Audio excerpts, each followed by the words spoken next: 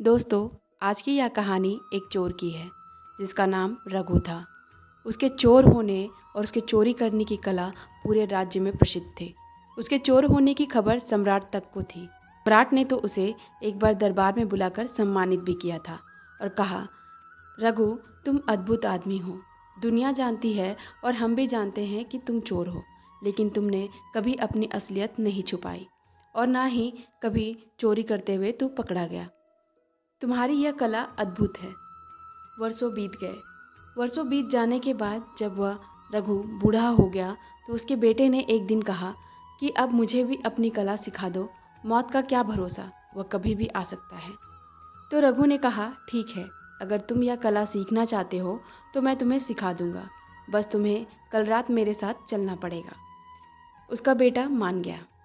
रघु अगले दिन अपने बेटे को लेकर एक घर में चोरी करने के लिए निकल पड़ा।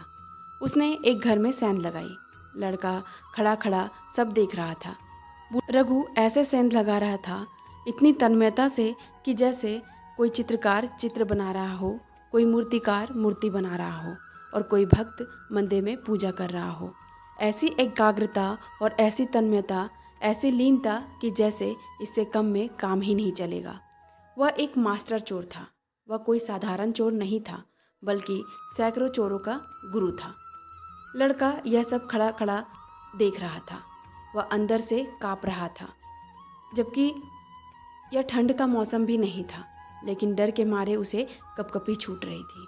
वह चारों तरफ चौंक चौंक कर देख रहा था कि कहीं कोई आ तो नहीं रहा है, लेकिन रघु अपने काम में मग्न था। उसने एक बार भी आंख उठाकर इधर उधर नहीं देखा।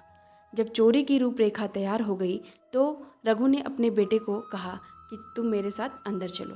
बेटे के तो हाथ पैर काँप रहे थे और सांसें फूल रही थी। ऐसी घबराहट उसे पहले कभी नहीं हुई, लेकिन बाप तो ऐसे चल रहा था जैसे वह उसका अपना घर हो। वह उसे लेकर अंदर गया। उसने कई दरवाज़ों के ताले तोड़े। फिर उसने कपड़े की एक बहुत बड़ी अलमारी का ताला तोड़ा और बेटे से कहा, तुम्हें इसके अंदर जाना पड़ेगा। बेटा अलमारी के अंदर गया। उसने देखा अंदर हीरे जवाहरात और हीरे जवाहरात से जड़ित बेशकीमती कपड़े रखे थे। जैसे ही बेटा अलमारी के अंदर गया, रघु अलमारी का ताला लगाकर चाबी अपने जेब में रख ली। लड़का अंदर फंस गया। रघु कमरे से बाहर चला गया। दरवाजे के पास जाकर रघु जोर जोर से चोर चोर चिल्लाने लगा। उसकी आवाज़ सुनकर घर के सभी लोग जाग गए और पड़ोसी भी जाग गए। अलमारी में बंद लड़के ने तो अपना सिर ही पीट लिया और उसने कहा कि मेरे पिताजी ने यह क्या सिखाया। मुझे तो निकलने का कोई उपाय भी नहीं बताया और ताले की चाबी भी अपने साथ लेकर चले गए। पूरे घर में लोग घूम रहे थे और चोर को ढूंढ रहे थे। लोग पैरों के निशान भी देख रहे थे। नौकरानी ढूंढते हुए उस जगह पर आई जहां अलमारी में चोर बंद था। लड़के को कुछ भी नहीं समझ में आ रहा था कि वह अब क्या करे। उसकी बुद्धि बिल्कुल सुन्न हो गई थी। लेकिन जहाँ बुद्धि सुन्न हो जाती है, वहाँ भीतर की आंतरिक चेतना जागती है।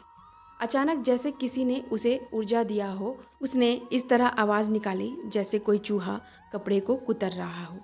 ऐसा उसने अपनी ज़िंदगी में पहली बार किया था।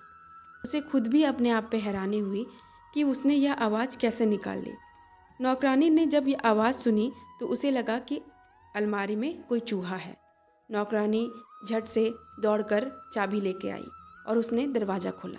लेकिन जैसे ही उसने अंदर झांका कि शायद चूहा होगा, लेकिन जैसे ही नौकरानी ने दिया अंदर किया, उसने फूंक मारी और बुझा दिया और नौकरानी को धक्का देकर वहाँ से भाग गया। जैसे ही वह बाहर भागा तो उसके पीछे 10-15 आदमी भागने लगे और बहुत ही शोर शराबा मच गया। आसपास के सभी लोग इकट्ठा हो गए और वह जान बचाकर भागा। ऐसा वह आज से पहले कभी नहीं भागा था। उसे विश्वास ही नहीं हो रहा था कि भागने वाला मैं ही हूँ। उसे लग रहा था जैसे कोई और भाग रहा हो। वह भागते भागते एक कुएं के पास पहुँचा और वहीं पड़े एक बड़े पत्थर को उठाकर कुएं में फेंक दिया। वह ऐसा क्यों कर रहा है उसे भी समझ में नहीं आ रहा था। उसे लगा कि जैसे कोई उसे उससे यह काम करवा रहा हो। जैसे ही पत्थर कुएं में गिरा, उसकी आवाज़ सुनकर सारी भीड़ कुएं के चारों ओर इकट्ठा हो गई। सबको लगा कि चोर का पैर फिसलकर वह कुएं में गिर गया। वह लेकिन चोर झाड़ी के पीछे सांस रोककर खड़ा होकर यह सब चीज़ देख रहा था। मौका मिलते ही वह दबे पांव वहाँ से निकलकर घर चला गया। उसने मन ही मन खुद से कहा, आज पिताजी को ठीक करना ही पड़ेगा। यह कैसा सिखाना हुआ। वह दरवाजे को धक्का देता हुआ अंदर गया। उसने देखा कि उसके पिताजी कंबल ओढ़े आराम से सो रहे थे। उसने झटके से कंबल को खींचा और कहा, आप क्या मुझे मार डालना चाहते हैं? बाप ने कहा, तू आ गया, अब बाकी की कहानी सुबह सुन लेंगे। तू सीख गया, अब सिखाने की कोई ज़रूरत नहीं रही। बेटे ने कहा कि अरे कुछ तो कहो और कुछ तो पूछो, क्योंकि मैं अब रात भर सो नहीं पाऊँगा। फिर बेटे ने सारी कहानी सुनाई। मेरे साथ ऐसा हुआ। तो बाप तो रघु ने हंसकर कहा, बस तुझे कला आ गई। यह कला सिखाई नहीं जा सकती, लेकिन आखिर तू मेरा ही बेटा है, मेरा ही खून तेरी रगों में दौड़ता है। बस अब काम हो गया, तुझे चोरी की कला का राज मिल गया।